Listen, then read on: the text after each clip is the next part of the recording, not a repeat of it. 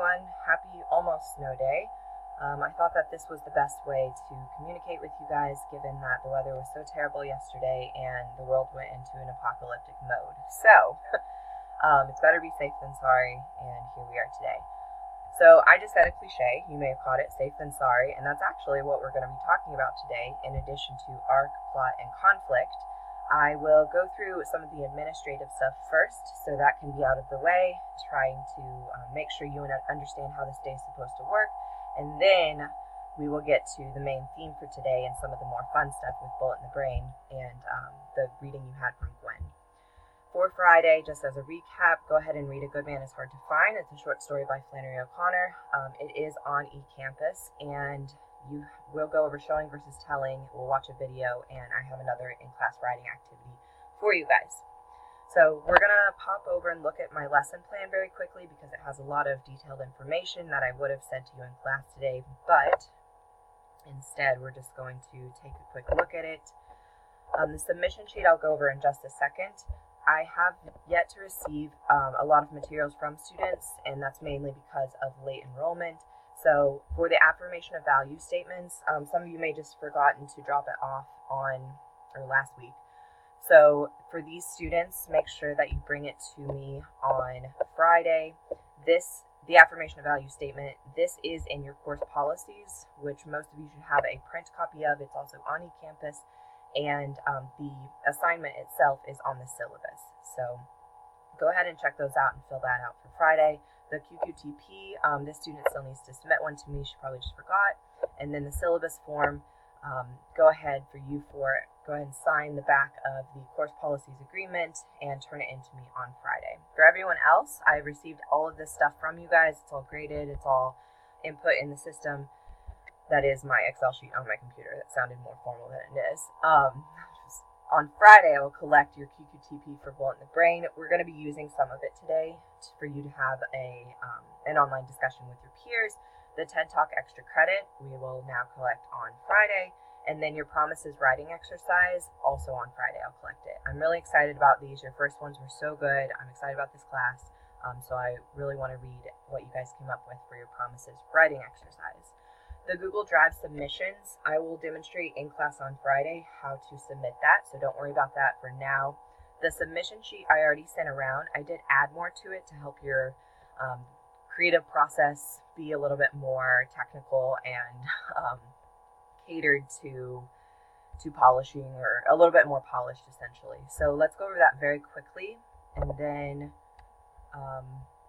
I will let you guys ask me any questions. You can email me or you can save them for Friday. For the first couple of people, as you can see here, Kelly is going first, then Mia, then Madison. And I ordered these based on kind of writing responses, participation in class, / anyone who volunteered. So thank you very much for being our first group of people to submit.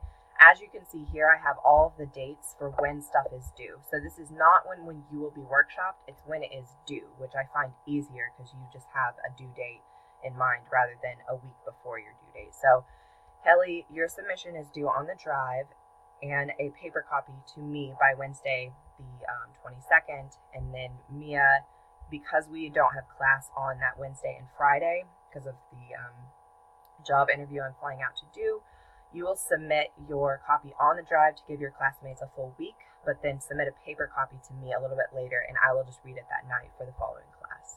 So go ahead. What I would do is, if I see my name, I would highlight it and write down whatever date is next to it so you don't get confused. Same thing for the fiction workshop number 2. The date just changed. The order is all still the same. You're all still the same number, etc. And then the short story discussion questions, I've done the same thing. These are when your questions are due. You can see who your partner is. And I've also put your theme for the week there. Your discussion questions, there's a description here of what they are. We have already talked about it briefly in class, but again, if you have questions, let me know. And then the craft talks, same thing. I've broken them up a little bit differently than the discussion questions because we have less craft talks. The craft essays will be made available at least a week before, if not longer.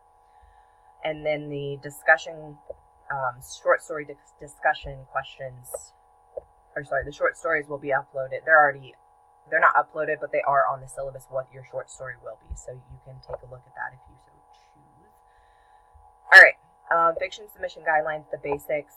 So you're writing 10 to 15 pages per submission, and I'm not going to go through this whole thing now. I'm just going to go through it briefly. You have a copy of it right here, but also on eCampus, and I will print and copy copies for you for Friday. So you might just save your questions for Friday if you're going a little bit later. This is mostly for the people who are going first, second, and third, potentially fourth, fifth, etc., who might be nervous about starting their submission. So I'm not typically into banning topics, but students typically don't write these topics very well based on my 6 years of teaching. And this is teaching, English 101, 102, creative writing in different forms. So sports narratives, typically, or coming to college narratives about girlfriend, boyfriend / romance, drug use narratives for the sake of drug use, or world building, that's too big. So the first 4 are typically for the sake of the thing itself. And that means sports narratives for the sake of representing a game on paper. There's nothing beyond just winning a game. And that's normally for English 101, your incoming, your freshmen don't have a lot of things to write about yet. And you are generating ideas just based on, I want a game, so I'm going to write about the game. So in this class, we're going beyond that into the fictional world. Not only that, but the more kind of creative world where it's less composition and more creative based.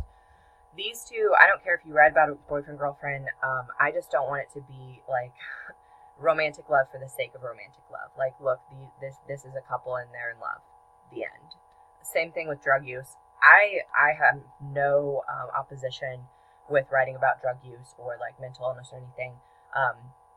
Which are often altered mindsets, and that's why I mentioned the 2 together. But with drug use narratives, for the sake of drug use, sometimes people use it as a shock value factor, and that's just not a strong enough use of drug use, or it's not interesting enough, basically. It's not original. So keep that in mind as you're writing. If you have any questions about these, please let me know. Some questions to consider for your entire fiction piece for both of them are all of these. I will not read these to you. It's a lot of the themes that we're going to discuss throughout the course. So the voice, the point of view, showing versus telling, we'll talk about on Friday. Setting, we've already discussed a little bit. And the biggest thing is does it have a beginning, middle, and end? Is it incomplete? And that's going to be a big factor because I want you guys to all try to write short stories or 2 to 3 flash fiction pieces and not novels. Because novels are just, you have 1 semester to complete your writing, and you only have 2 submissions and a maximum of 30 pages. So it's not realistic. Here are the submission guidelines. Most of it will be submitted via Google Doc, and then you'll provide 1 paper copy for me, so I'll mark it up. All this stuff is just technical elements that I've noticed from previous writing that I want to just tell you straight up front. Students typically don't have a good enough awareness of how much they do these things or inconsistently do these things. They're just trying to get a draft down. So adverbs, things that end in ly, watch your use of those. They are usually not necessary. You can have stronger verb choice, and we'll talk about that in word choice throughout the semester. Syntax structure is a subject plus a be verb and a main verb. So he was running. So just say he ran.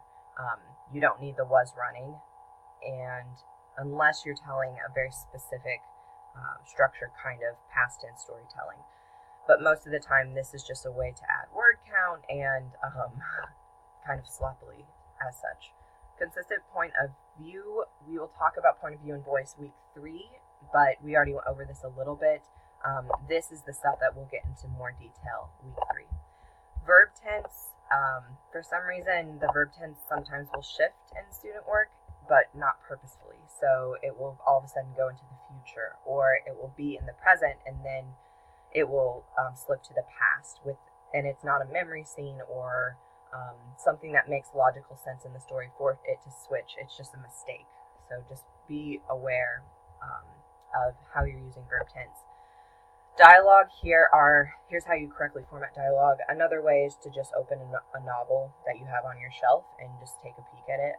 Most of the time it's all pretty standardized and conventional, so they should be following the same rules. And break up your paragraphs to help with story pacing and, of course, to correct dialogue inclusion.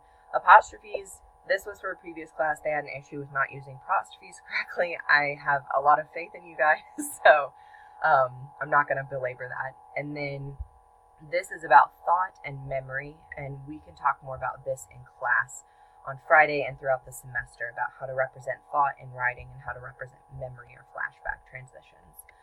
Okay, so that was the submission sheet.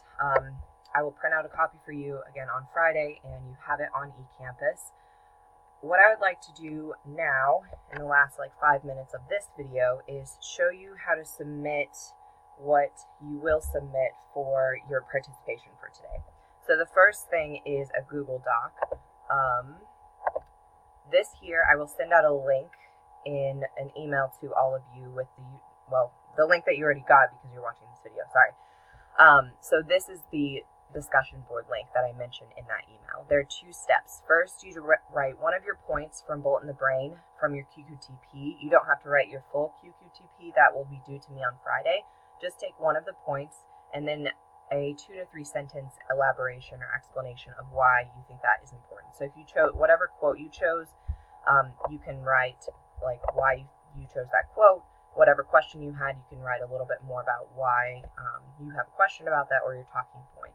The second is I want you to comment on 2 of your peers' discussion posts. So let's say Gwen writes one here, and then maybe Sam here.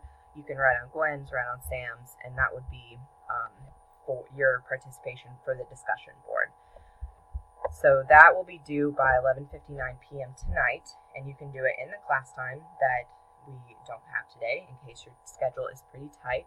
The other thing that is due for today, which I would have had you do in class, is a worksheet about cliches. So this can be found on eCampus under writing exercise, the folder on our home screen. It's the only one in that folder, so it should be easy to find. I've also attached it in the email link, so there should be no issues with it. What you can do is go ahead and type on the sheet, and then you'll just email it to me. And ignore these questions. They are for the Bulletin the Brain story, which I'll go over in the next video.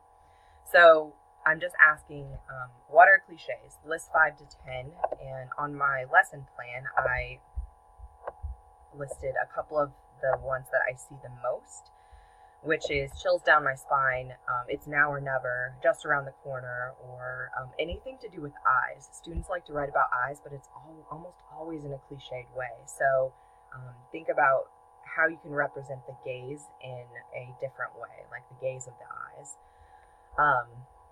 Okay, so don't use any of those. Obviously, those are mine. But what 5 to 10? And your group, just ignore that because you were going to work with a group today. And then how are cliches different from tropes? This is going to be important as we think about writing literary fiction. So I asked you to list 3 to 5 literary tropes you've noticed. And I'm asking you to think about genre here. So Wolf uses bank robbing tropes like put your hands up and the kind of typical dialogue that a bank robber would use in older writings. So older writings or older videos. So think about maybe like horror tropes, different genre tropes, comedy, romance. What are you as an audience member expecting to see in this type of literature, or mystery detective? So there are a lot of things there. And I just want you to list 3 to 5. You could even pull from the Bulletin the Brain reading, that would be fine. So anyway, once you get this done, you will just attach your typed up responses in an email to me again before 11:59 p.m. tonight. So watch these videos. The next video will be about actually cliches and arc, and we'll go through a couple of these questions about Bulletin the Brain. And then, so submit the worksheet via email and then do the discussion post on the Google Doc. So stick around for the next video, and then we will reconvene on Friday.